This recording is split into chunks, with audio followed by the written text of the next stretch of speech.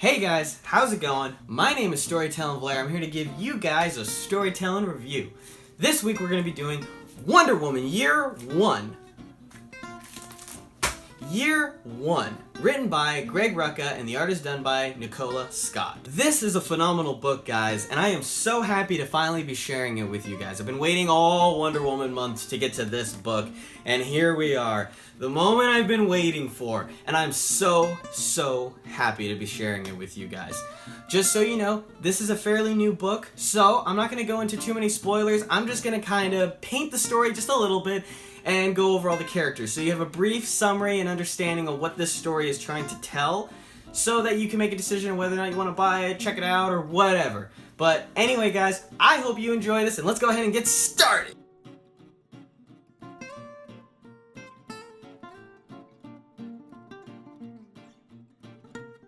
Okay, so to get started on this review, the first thing I gotta note is this art. This is incredible. This is Wonder Woman to me. She looks Greek. Greek! Like, no other story really played with that idea, but all of the women on Themyscira look like they're ancient Greek. Like, it's so cool. The art is so realistic, but it paints so many emotions. Nicola Scott understands emotions. He knows what people look like when they're going through certain things. There's a lot of silent moments in this book. And Greg Rucka trusts his artist. He does. There's so many quiet moments. Moments that could easily have had a thought bubble or something telling the audience what's going on in their mind. But instead, he leaves it to the imagination. To the reader to look at these faces and say, I know what they're going through. I've seen that look before. Like, that's just incredible to me. This artist really should be commended for this work. Like, I just thought this was going to be his, I thought this was just the cover, and that was going to be it. But when you actually go through the story, no, it's everywhere. Okay, so the story is very simple. It's about destiny. It's about Diana stepping up to that destiny. And same for Steve Trevor. You are introduced to Diana on Themyscira, and she's talking about the island, and she's learning, and and you get to see their culture. And it's really cool. The way it's painted, everything, it's just so cool. I can't get over the art. The art is good, guys. It's really good. It's really good. Look it up right now. I'm post pictures right now. Bam, bam, bam, bam, bam. But anyway, so the plot starts off with both of them realizing their destinies. Steve has a job with his best friend. They're set up in an AC-130, and they're sent off into this mission that they don't know what's going to happen. And Diana, she's having fun on the island, and one day she's riding her horse through the countryside like she often does, and she stumbles upon this dead tree. She walks up to it, she gets a snake bite, passes out. Her sisters find her. They take her to the medical room or whatever.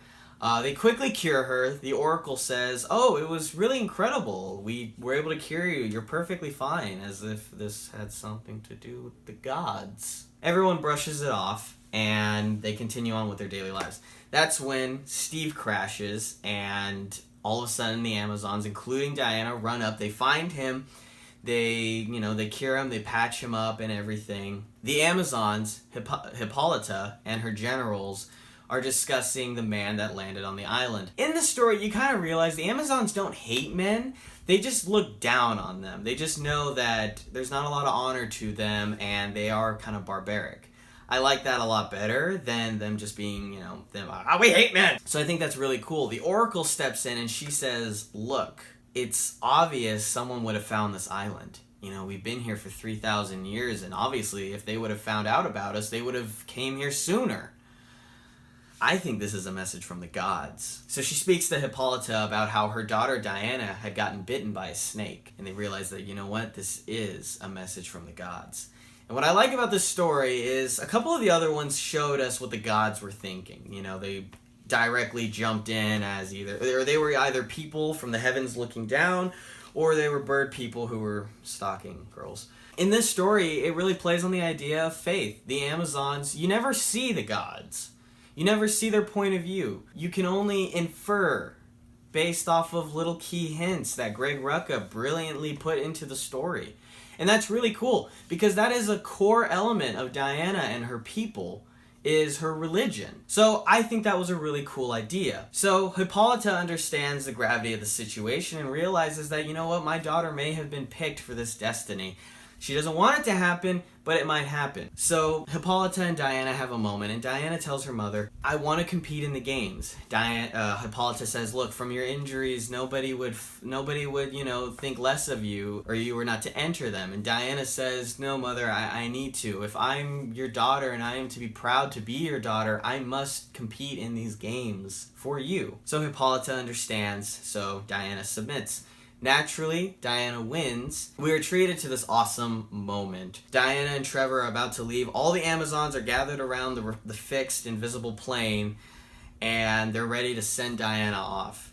And then that's when Hippolyta looks up at the top of the staircase and says, there she is, our gift to man's world.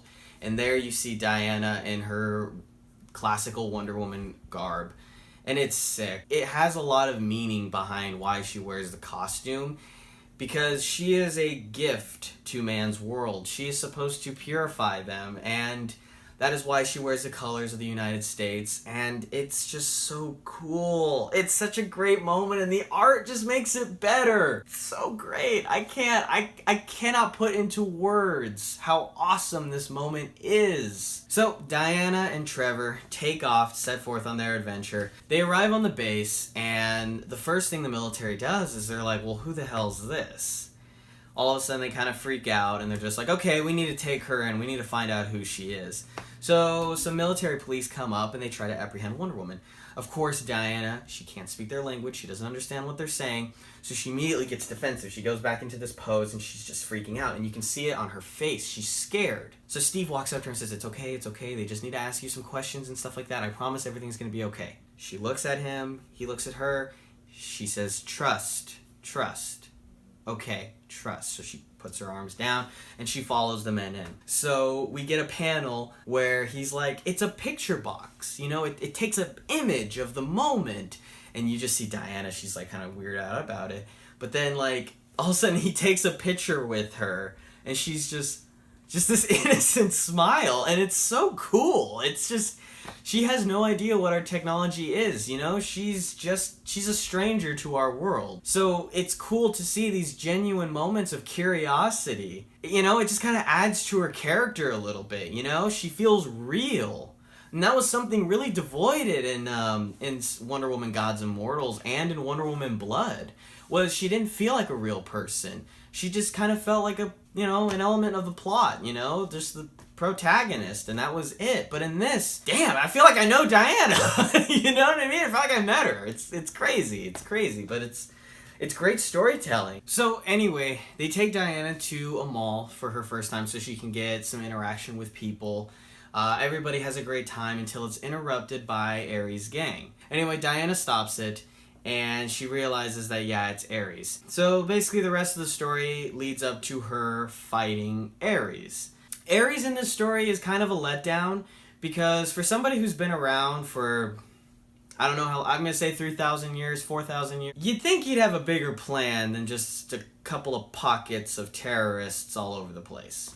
I don't know, for a god of war, I see him gathering an army of people together. That to me seems more like Ares. Gods and Mortals had my favorite interpretation of that, where he was taking over the United States and Soviet Russia, and he was like, okay, nuclear war, guys, come on, let's do it, come on. But in this one, it's more like, oh, go to a mall and just shoot some people up and just cause some panic and terror, and doesn't seem like Ares to me. Maybe Strife, his sister from Blood. To me, Ares kind of comes off as a little bit of a whimper. I don't know, maybe you guys have a better feel for it when you read it. Okay, so let's go ahead and get to characters. Diana. She is my favorite version of Diana out of all 4 books that I've read so far. She is my favorite. Like, just take a look at this. She's curious. She's graceful. She's powerful. She's afraid when, she's afraid when she doesn't know what to do. She's got faith in her gods. She's stubborn. Like, it's just so, it's like reading about someone who's real, Greg Rucka understands this character. And more importantly, he understands how to get us to understand this character. There's a scene where she's sitting in the jail cell, and they hired some Greek guy to talk to her because they figured, she speaks Greece. She doesn't. She speaks kind of her own, like, you know, take on it. That's what the Amazonians speak. And he's sitting there, he's talking to her, he's like, how are you? Who are you? Where'd you come from? And she's sitting there, she's frustrated, she's like, I've been telling you this over and over again. I understand the sounds that you're making, but it doesn't sound familiar to me. I don't understand what you're saying. And then Etta walks in and she's like, a woman, sister, please explain to this man what I'm trying to say. And Etta's like, I don't know what you're saying. And she's like, I don't know really what else to say about this Diana other than she is my favorite of the bunch that we have gotten. She is my absolute favorite. When I think of Diana, this is what I think of. And that's when Barbara Ann is introduced to the story. Barbara Ann serves the same purpose as Julia from Gods and Mortals. And oh my god, she's so much more interesting. All of these stories, if you've noticed, they all have that one character who's kind of cool, but ultimately a throwaway character. Julia, Zola, and Alika, you know, they're just kind of throwaway characters. Barbara Ann, she's interesting. She's interesting because if you know who she is, you're going to be interested to stick around and see what happens to her. She spent her life being brought up to, you know, go to Harvard, to go to Yale, and to be this huge, successful businesswoman. She's an archaeologist. She's kind of like Laura Croft, but way toned down. You know, she's not going in there guns blazing or anything, but she's interesting. Greg Rucka, good job. You know, good job. A normal throwaway character is suddenly interesting. Steve Trevor now. I want to complain about him, I do. Because he seems like a college frat boy. He's a part of special operations, and he just comes off as just like he's from a TV show. Like he's from one, I feel like he's a character from Flash or Arrow or something, you know? Greg Rucka writes him very well. You understand his motives, and he actually has a little bit of drama, good drama. And some things happen to him that, you know, were very close to his heart, and you understand what's going on with him. So, I mean, this is a good start for him. It's just, for some reason, or not for some reason, but I like the battle-hardened Steve Trevor that was in Gods and Mortals. That's my opinion. I actually liked the Steve Trevor from Earth 1. I actually liked him, and I think he would have been perfect for this story if they would have done a character like him. But as far as this character goes, it's fine, I guess. This story is about characters, and that's what you need to understand about it. It's about the characters, not so much about the story or what's going on or the world's in danger, so Diana needs to save it. It's just about Diana coming to man's world. I'm so excited to read more. This wasn't like Wonder Woman Blood where I ate the appetizer and I was like, well, where the hell's the rest of it? This is a complete story. Now, of course, like I said, you know, Ares wasn't too strong of a villain in this story, but he'll return. And this is an ongoing series, so I will pick up the next one. Okay, guys, down to my final thoughts. This story is incredible. It's incredible. It has great characters. It has a solid ending.